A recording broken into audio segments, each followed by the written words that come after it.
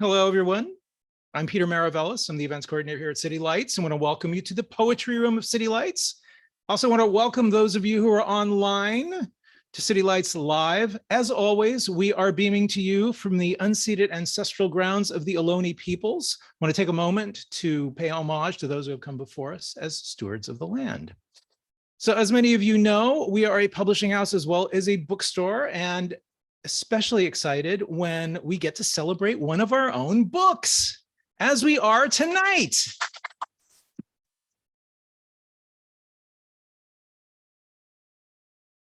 Especially when it is a book of poetry and in the Spotlight series. I am referring to number 22 already. Yes. And can't think of a better person than Evan Kennedy to be number 22 in this fantastic book called Metamorphoses. And he is just such a wonderful wordsmith and so lyrical. And I cannot say enough. And I'm going to allow Garrett Caples to do that. He is the poetry editor and senior editor here at City Lights. But I also want to welcome Sophia Dahlin, who was number 20 in the Spotlight series. Who's going to be our backup tonight. For those of you online, we are posting links with which you may purchase the books. So please do so. And you will get a signed copy nonetheless. So I will now turn it over to Garrett Caples to do the honors.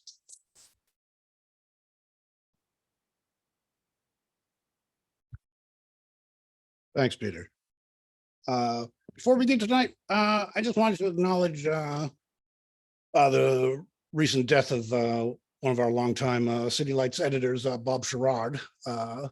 Bob and I shared an office in the big office there for a lot of years, and he's always very supportive, and especially about the Spotlight series. So I'm just grateful, and thank you, Bob.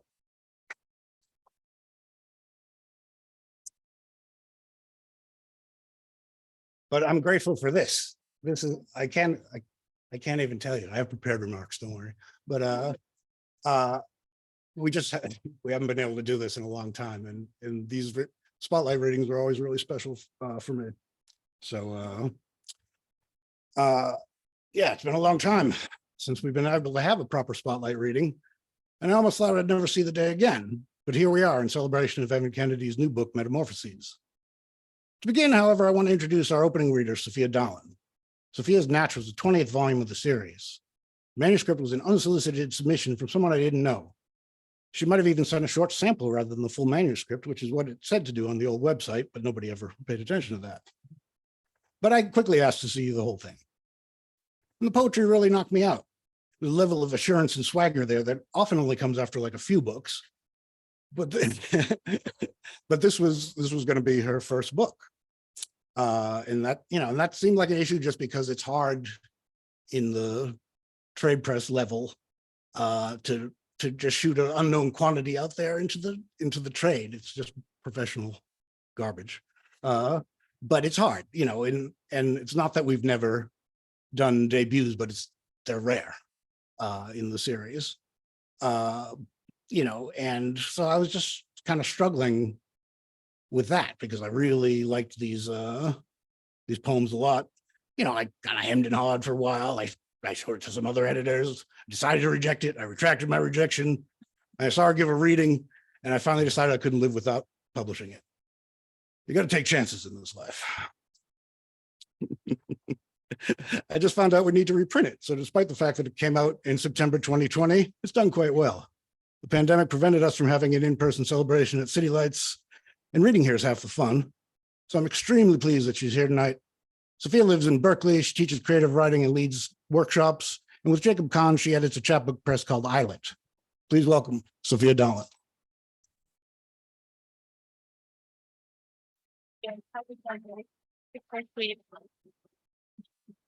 Oh, I loved that. You guys ready for some unearned swagger? I'm really so happy to be reading here tonight. I think Evan Kennedy was one of the very first poets whose work I fell in love with when I moved here, seeking a life of poetry.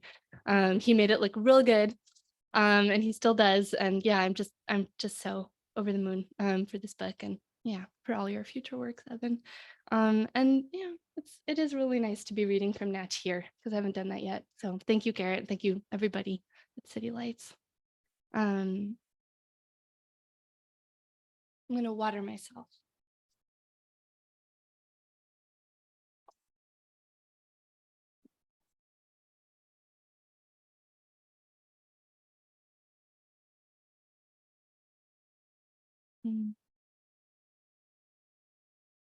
Legroom. Because my lights go slip, I treasure my regrets. Where the dial gets really wide, where fingers fail, and the snowbank slinks to glass. Green gestates hesitantly. I can understand, terrified of being ice. But platefuls of lispy salad greens suggest idyllic patience with desire, a fielded or a hilly weight, skirt peeping hopefulness, flipping the woolly folds. Ease like a napping pilot, where the sea is dangerous. Or like sex is dangerous for the shepherdess. I'm gonna try not to go in between on my poems, but it's tempting. Way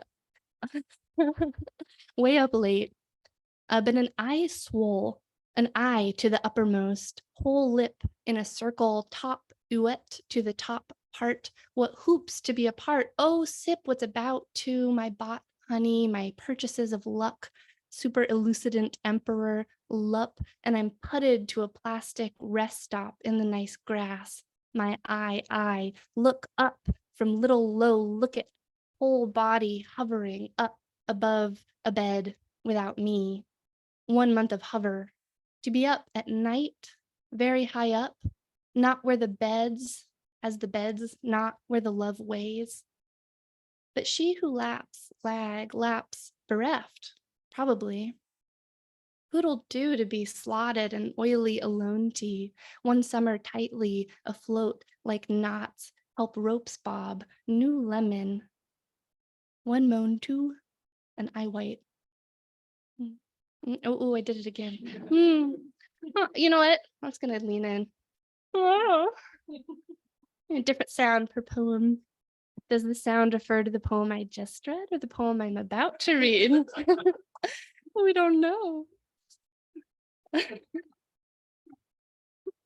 This is actually why they didn't let me read here before. And nothing to do with the pandemic.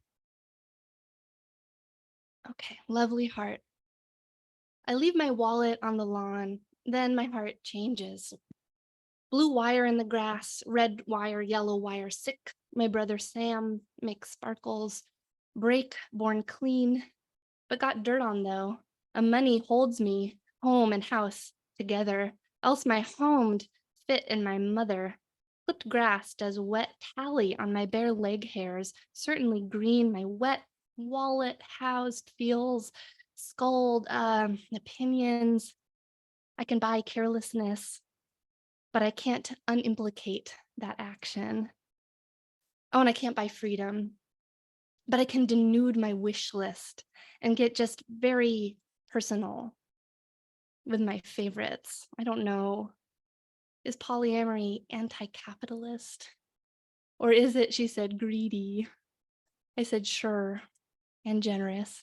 So generous as to take the self apart, to lie under my lover's fucking being like, it's what it's like to be a bat.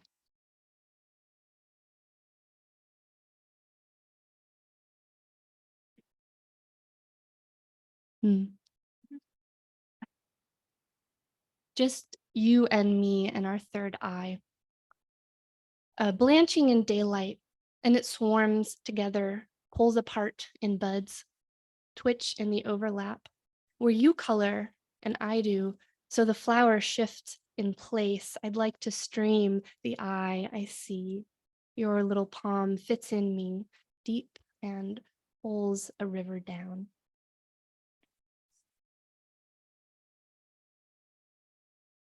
OH. This is for Brooke.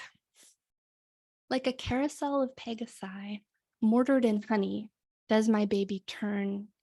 Like a chandelier flexing light through chimes and baubles, does my baby shake, toting attention upwards. Like a god or some god's carrier, does my boo rotate upon my palm, like a carousel of Pegasi, mortared in honey.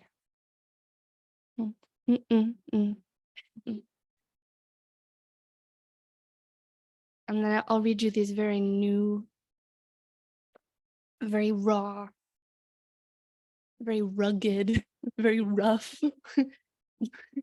naive, guttural. I wrote these like within the last year. As a guest in my own day, I wake up halfway and half again away.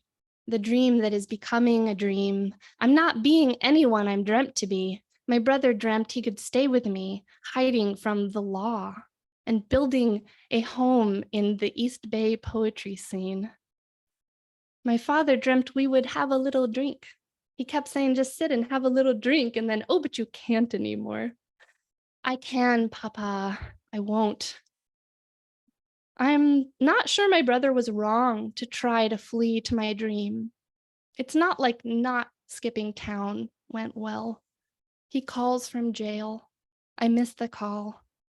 I drink ginger turmeric tea, mint and mint green tea, honey and lemon water tea, hot water and Paxlovid tea, lovers and mistresses tea, tea for shipwreck, tea for sliding eyes, teetotaling tea drinker, sober people tea shelf. I took mushrooms, but I fainted first. From the lack of sweet hot latte and cake in the whiteout sun, the yuppies cupped their puppies and asked amusedly if I'd like a seat not upon the ground. The ground found me. Oh, sunlit dream, come swallow me some. The trembling cups of the tree's bough, the table, the earth's mealy wobble, the cream of leaf. I would like to unseal your sight from the sun, let you loose in the black night of the body, wandering a dance landscape, hoping to get mouthfuls. You won't eat at all. You're going to gather a scent of what happens. True story. Not having a coconut water, not with you. I am in Berlin and alive, doing all these wonderful things, like wanting to marry you and laughing till the urge leaves me. Germany is wet with yogurt and art. It is wet with having a Coke with you by Frank O'Hara. Thank goodness you are not here, so I can think about how you'd love everything I do. Having a Coke as you. I go to the decolonial gallery with a lot of dirt piles on the floor. And I go to the decolonial Biennale exhibit with only a few. Savvy Contemporary, Karl-Uwe Institute. I do not drink Leolia Shragi's installation's coconut water the little girl offers me, although I am mistaking her for part of the exhibit about decolonizing gallery logic. She is just an unsupervised extrovert whose komm mit mir is radiantly impatient. Who is art and who isn't so of the moment? As a less Orientalist Frank O'Hara in Berlin, I am following the girl downstairs as she decolonizes the gallery logic, drinking the exhibit's Da coconut water Tetra Pak and unplugging the headsets. And if she isn't an actor, is she child of an exhibiting artist? She is a bored brown child in an art gallery telling me she made all the art. She is taking me down and upstairs and into the storage room and out. Like you, my love, I am easily led. How did such lambs come together and what will shepherd us? Last night on the phone, our computers, we hoped our love would defend us from predatory lovers. We wept and talked about our past abusers and how good the sex was. Sometimes I wonder if my friends think I'm a chaser. I think chaser sounds like an exciting thing to be, but disruptive of my deeper fantasy that I am a lamb who follows commands in German. and that you and I rolled together in a veil by chance to have the softest sex like a cloud tongue fucked by breeze. The estrogen made your most tender faces float up to the surface again. So you are like a summer in Berlin.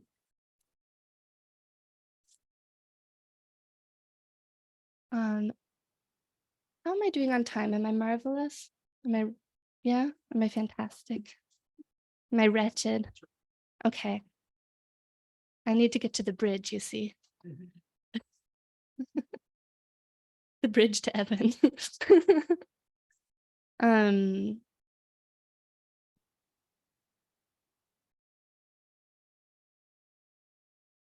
Okay then. No. I have a workshop. I teach poetry and I also teach the children of the wealthy creative writing on Zoom. And sometimes I plagiarize their work a little. So if you see anything as a tip, so if you see anything like tremendously just new and original in this, it's a child who knows how to golf.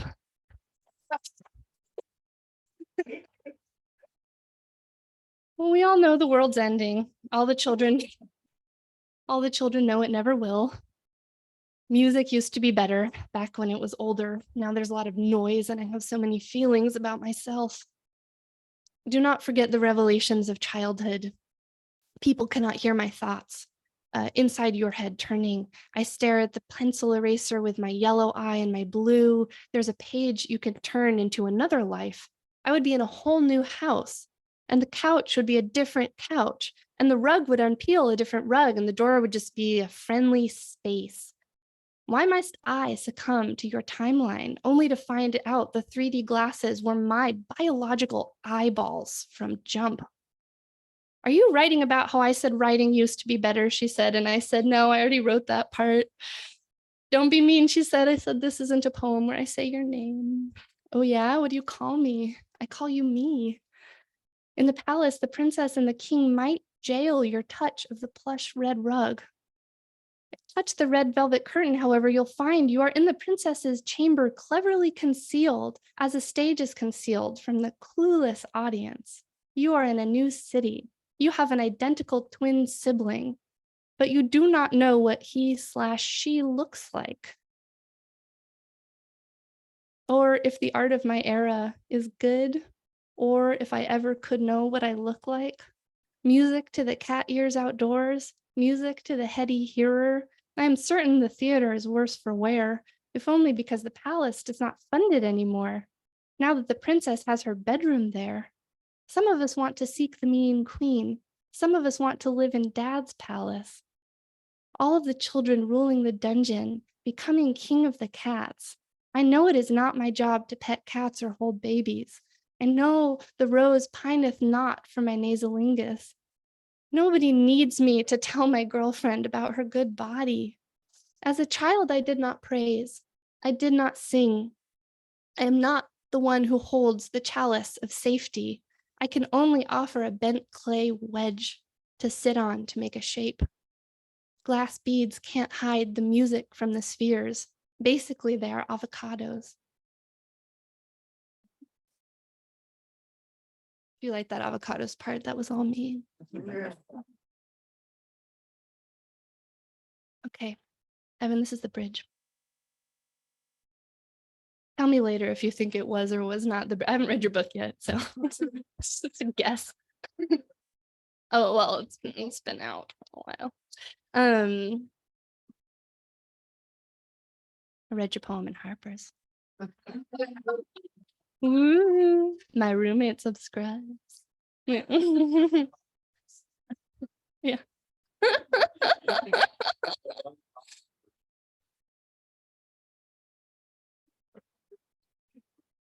I love that people are at the dentist reading that poem. That's crazy.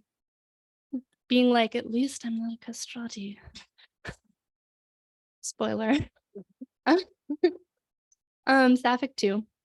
Am I doing these sapphics? They're only sapphics because like I like say I'm Sappho in them. I don't know. Yeah. Thanks. You're here whether, well, no comment. Sapphic 2, don't you feel how much give is in me? When I reach for your name in my phone, I hold down everything else in the room, rising. My mind's a busy pond. My kitchen is the bread's bedroom. I own so little furniture, would knock it to the floor if you were calling, and I'd stand on top of the parking structure seeking your sign. In narrow clouds, endured by sunset door, in my new phone's yearning for its service, in immovable concrete sleek like seals, in the red crease where my fingers join, I'm leaning for any sense that you might need me. Sappho probably went to the beach. Where are her shorelines, her waves, their colors? Was the ocean dark like apples? Did the apples cloud her bowl? I have no art in me, no nature. My poems talk and talk. I hurt my back, yet lift you to pin you against the kitchen wall. I risk it, desire to. You say, thank you. The room rises. Why are you subsisting without me, my friends? Do not demand me, my lover, who could be my lover. Don't you feel how much give is in me? And then it says, repeat from top. Sapphic 1. How will I write Sapphic poetry? For though I am a woman, loving women, my love is a man's solicitous desire. My voice goes husky as I say your name. I scratch my throat. I measure the yard with a foot-long hot dog, but I fuck up the numbers because the sausage softly bends and I get distracted, pressing it against the exterior molding. My love was invented to secure our infant housing. And every time we touch, I want to write a check, not necessarily to you, but somebody. I'm so dumb. I'm so lucky. I'm certain I'm overlooking my uselessness. None of this is true. My love is a fruit.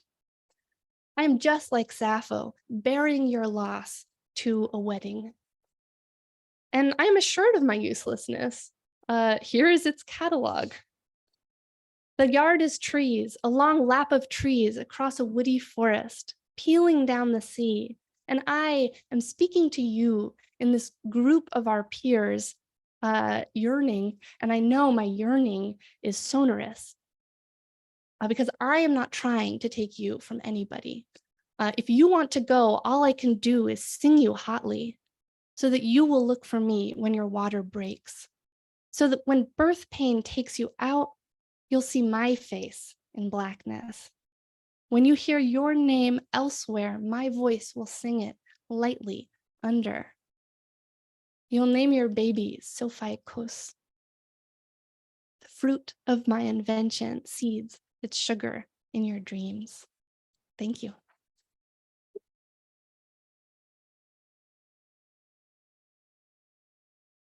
Okay.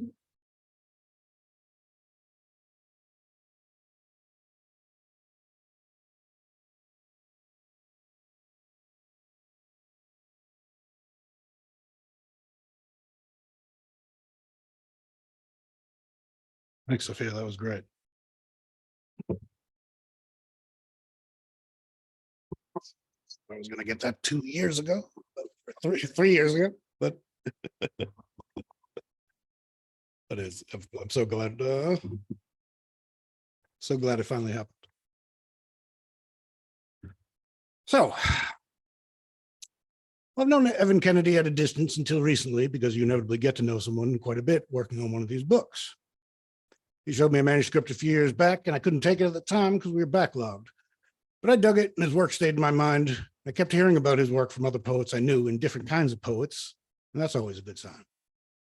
Finally, when I dug myself out of the pile of previously accepted manuscripts, I started to figure out the next few poets. bumped into Evan at a reading in early 2020, in pre-pandemic, and was, just like, yeah, I'd like to see something if you got anything, and he did. First thing he gave me was a little, not quite in the broad parameters of the spotlight, but I was kind of like, I'll just do it because it was really good poetry. It was very spare and meditative, like a young Eleward. It was. Then he sent me another manuscript, Metamorphoses, to riff off Ovid and Kafka, and portrayed the decline and fall of San Francisco like a modern-day Gibbon. Flashy and erudite lyric, which when all is said and done, is the backbone of the spotlight. It was exactly what I needed, and I'm thrilled that it's in the series. Evan's a great poet of the tradition of queer San Francisco poets going at least as far back as Duncan and Spicer, so it's incumbent upon the city to preserve his habitat. He's a flaneur on a bike. He's the author of I Am I, to trust the joy that joy is no more or less there now than before. Jerusalem Notebook, The Sissies, Terra Firmament, Shoe-ins to Ruin, Us and Them poems. He runs the occasional press Dirty Swan projects and was born in Beacon, New York, 1983. And he lives in San Francisco. Please, everybody, let's welcome and congratulate Evan Kennedy.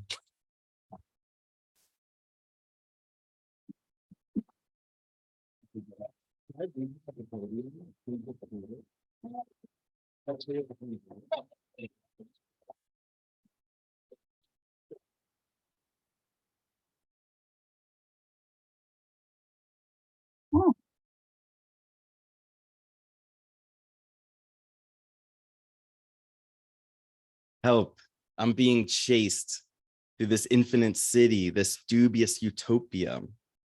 Pedaling my bike full speed past startup hells, I cough and gasp. My seducer is just behind me. If you ever need to escape, you don't dare look back or even blink. My thighs burn and cramp. My heart almost bursting when I swallow bugs splattered through my eyes. Sure, I bike fast, but this creep is my equal and headbutts my back wheel. I steady myself, then turn sharp on Dubose Ave against the wind. Onlookers panicked. Idiot, look out. Hey, that's a stop sign. My near collisions include a pricey stroller with overgrown toddler on iPad, a dog more expensive than my rent, a pissed off driver wearing that always tasteless LA Dodgers ball cap. Weaving between cars, honking for my death, I yell, help. Teeth tear my ankles and calves, blood and spit flying. Then an ecstatic blast splits this terrible scene. One of my household gods hears me. Is it Bob Dylan in Malibu plagiarizing Juvenile? Shiva in Omkareshwar admiring the marigolds I offered? Is it exiled Ovid trimming his laurel crown? Or is it Franz Kafka looking on through the eyes of a stray dog? Whoever it is drops everything. And with my handsome spectral face in mind, they ask where, when, how. They know my name and devotion. I slip from the pedals, a tearing sound. My black Converse rip open from toenails made into talons. Wings burst from my shoulders, ruin my goddamn new black jacket, spread and thrash the air so that a leap from my pedals lifts me off my bicycle. In winged society, I peek through Victorian windows, awful condos of steel and glass, transformations of the city I love. I want to give thanks, but I've lost my elocution and my boy-killing charm. Tail feathers thrash in my pants, black denim slipping off my legs in tatters. Teeth lengthen, fuse, and sharpen. It's a slender beak for my new hunger. Maybe it's fine. Maybe I've outlived my life and its obsessions. Unacquainted with my new species, I take to the sky. Unthinkingly from Elgin Park. It's the block where Ronald Johnson, one of my favorite poets, lived. My failed assailant is raging below me, kicking my bicycle. To me, it's useless. I won't recognize it tomorrow. Seducing my reader. For you, it's a rotten fish I rolled in to demonstrate time. Bundling prey silky when worse poets offer decoys in faddish language. My singing slickens canopy nests, spotted by eyes, waking gardens blind sensation. I blush watching you read me. Put down my book so I can approach and pulsate with experience and observation. John Donne and other mating habits. The second flea, or maybe the flea part 2. It sucked you and now me. Not only this flea, but my chest hair's lice, the fungus constellating across your breasts, a wandering crab preferring your crotch to mine. It's a compliment I verified. I decline antibiotics that feel fully bacteria bred from our sex, burning pangs of birth for those too small for sight in our skin and discharge. Mine is not just a slut's homage. Mine is not just a slut's homage or host's warm welcome. It's the intuited expansion of life, facing execution by your fingernail and spared insofar that I'm watchful. All right, hey everybody, how's it going?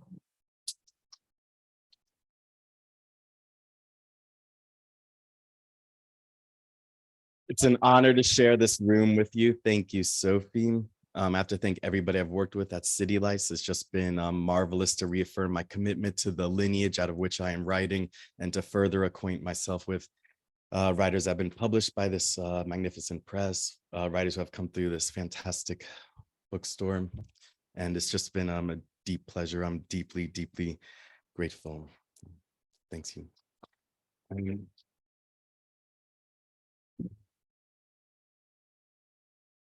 Metamorphoses is a book about talking animals and empire. Let's see what we have in here. The Minotaur speaks. My lineage was mutilated. My father was as certain of his power as he was my intelligence, a monster's. In my labyrinth center, a layer, I hit puberty and confusion. I intuited the outside, a world, animating my limbs and lifting my ears.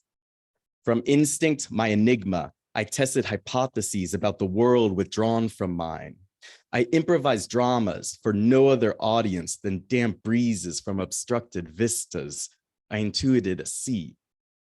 I made my own popular culture. Art amazed me, affection or terror. Out from nothing, I knew no other animal. The labyrinth scale suggested a crazy nation or clear-eyed architect. I felt it reach from within me to console me, then other times grab my throat. Once I punched a hole through the northeast wall. This was before I proved that this area was a decoy. But shouldn't I say all but prove to delay the humiliation of having wasted months? What if my turns replicated in the west opened a view onto the sea, emergence from the labyrinth and its maker's brain? Close parentheses, question mark, close parentheses, question mark, period, close parentheses. A void or vista. That's what the Minotaur fist-shaped hole resembled. I responded by escaping to my center, my trusty lair, and shelving my plan. My maps, scratched onto leaves blown into my enclosure, were sequenced in reverse chronology, then stored in a fissure that recently opened at my lair's western entry. My surrender was all-encompassing. Consider that I saw the fissure as storage, but I missed that my labyrinth, without a keeper, was falling apart. I was too bored to follow its decline. Instinct and labyrinth, unlikely conspirators. Instinct and labyrinth alerted me of threats, but I did nothing like fortifying the walls or sleeping in a different corner. If I couldn't respond to instincts coded within me, forget that I was first of the species. Would I ever find a companion or even survive? My dream of revenge weakened to resentment and mistrust of my body. No longer attempting to escape, I almost floated above my labyrinth. Soon after, or years later, I looked up and no question, With my horns before me, my labyrinth would collapse under any direction I walked. I developed, again from intuition, a distant idea. In a language that not only I created, I would explain my innocence. To whom? To them and those like me. All right, so I know many of you have been talking behind my back. So I wrote this to settle the matter once and for all. This is titled Why Madonna is Not, I repeat, not in my pantheon.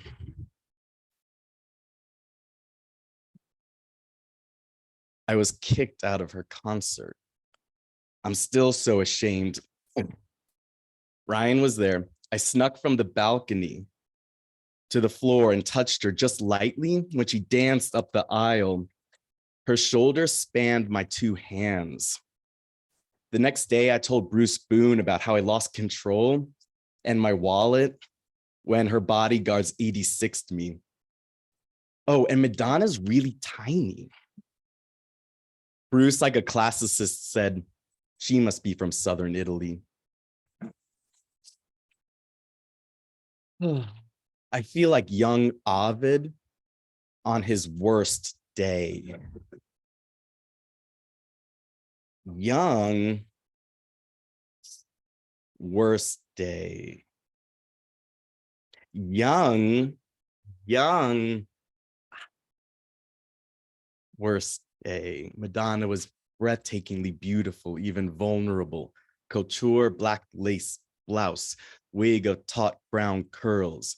It affirmed my love for her, though not as I would like. She's only the richest person I've ever touched.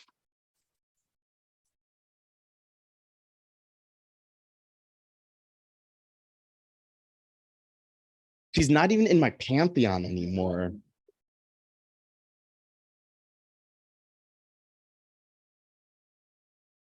I'm gonna create my own version of you. From the one who starts out a poor agrarian boy in trouble with the cops, who wears a sequined apron, who hears my first good poem, then kisses my cheek, whose forehead grows horns, who attempts emerging from darkness through the presumption of dawn, who is the face of masala munch, who gives reasons why things look as they do, who hangs a small plastic Hanuman from his sail, who endorses body sprays and beard trimmers for gents to look fresh, who first encountering her signature song asks, what does pastoral mean? That's Billie Holiday, who is forced into imagination and self-observation, who perfects wireless electricity at 46 and 48 East Houston Street. That's Nikola Tesla, who loosens self from gravity, who requests substitutions when ordering a Cobb salad. That's Larry David, whose corpse is identified by the books in his pockets. That's Shelley, who begins raining blood with ominous drums. Boom, boom, boom. That's Dave Lombardo, who is lost in Rome, contemplates suicide, then is dissuaded by voices he last heard in childhood, whose skull resonates with song, whose poet get-together loses all cheer. It's Stalin on the phone, whose garland and donkey intuits the gospel, whose spirit journey requires he clings hard to a speeding cloud. That's Black Elk. I don't give the names in this poem. So this is like when you were a child and you go to algebra tutor the day before the test and the teacher would give you all the answers. Who notifies a MoMA security guard that their Matisse is upside down, who sings not quite as divinely as Roy Orbison, but is exponentially more handsome. That's Orville Peck, who requests his corpse be dumped before the White House. That's David Wojnarowicz, who's a gentleman cricketer on a drinks break. That's Virat Kohli, who gives me directions to the temple of Santa Muerte, who ignites her Busendorfer in a Florida parking lot. That's Tori Amos, who organizes readings for all visiting poets. That's Kevin Killian, who drops his Phoenician urn and trembles before Boeotia's serpent, who instructs his session players, go for whatever you're hearing. I think that's Thelonious Monk, who sings somewhere over the rainbow in my sadness. That's Judy Garland, whose heart resists cremation. I think that's Chopin, who when dying hands over his water and explains your need is greater than mine. That's Sir Philip Sidney, who wants to fuck me like an animal. That's pretty much everybody.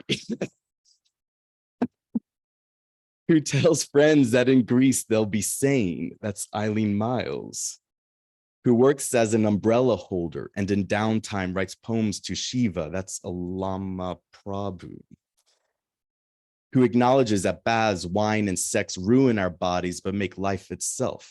That's Graffiti from Imperial Rome, who says she'd be a great Supreme Court justice because she's always been judgmental. That's Fran Lebowitz, who's fairest among hills and vales, who finds a moment of mercy in Thomas. That's Ovid, who walks into the blade-like arms of God. Keats' routines. The Cockney poet, he hoisted himself dominant like the sea-shouldering whale, gaping for sustenance with capacious mouth like newborn birds, dabbling his forepaws hither and thither like a baited bear, spinning from his mind a spider's airy citadel of verse, then took part in the life of a sparrow, pecking at his window as he convalesced. Basho en route to Fukushima. Glowing, humid, cloudy gray film, a gateway in altitude's thin snowy air. Forests of error meet shuttered shrines. Second to second, peaks collapse, rivers jump, pines die. Basho walks from pool to pool, seeking water iris, deep red violet standards, white falls. His notebook discloses his wish on clear nights to see the moon from elsewhere. Overcoat and lunch basket stained from walks through bellflower, valerian, pampas grass, bush clover. Judy Garland, facing extinction. I've made more comebacks than a revolving door. My stage is no larger than my shoe size. My legs have been likened to a couplet by Pope. The song I sing is a question or quest. It's a mystery what happens to my audience. The ins who applaud first and later the squares. I will swallow the whole world if song won't erupt from my mouth. Is a trickle of blood running down my inner thigh? Life is crowning. A newborn macaque clings to my side. I cross green hills and out of me bursts a lamb. Or a species thought extinct breathes once again and glistens with afterbirth. I am a blushing bride in immaculate white being wed to a blue whale. From Holocene to post-Anthropocene. In salt flats, my lacquered hair falls like I'm a Neanderthal. I bite through the umbilical cord of my tiny ibex, my ocelot hatchlings in gravelly banks. After my foal arrives stillborn, I circle it repeatedly. I embody a library of genomes, a life for the living. I lay eggs in my nest of tinsel and plastic straws. My brood shelters in your rubble. Your hazmat suits are paper mache to me. I defend the riotous varieties of life, imprinting on me as mother. Only Toto was paid less than me. Because I sing, not speak, life arrives to your understanding.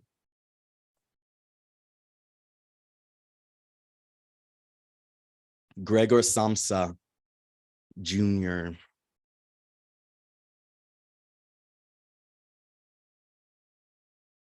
Waking this morning, I'm a whir of scales, hooves, fins, fur, paws, feathers, branches, and all that passed into extinction, like the long, strange trip of the naked ape greeting us.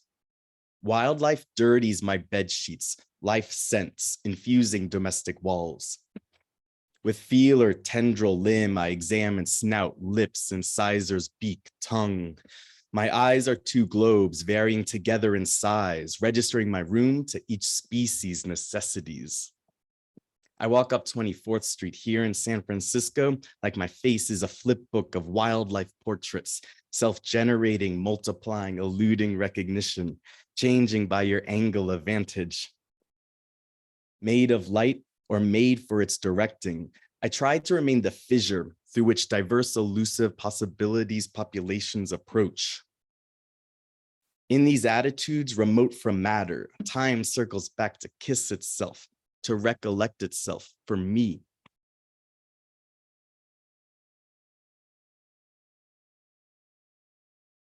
Tree of life. In the tree of life, I revise my animal body. I edit my poem. By unremarked changes, creation moves around and within me. Orbits animate nature. Nature disbands, retreats, implodes, so that I name them when I make my first sound. In the tree of life, my vantage will change by what species I speak as. My speech not existing for itself, but as a branch toward being. A branch one keeps following until another is met or it breaks, dropping me extinct. These roots, the inverse image of our branches. When will these distinctions be unneeded? I ask because I doubt I can specify I any longer. Regardless, when I ask my question, it will be with the same elocution, charm, desire.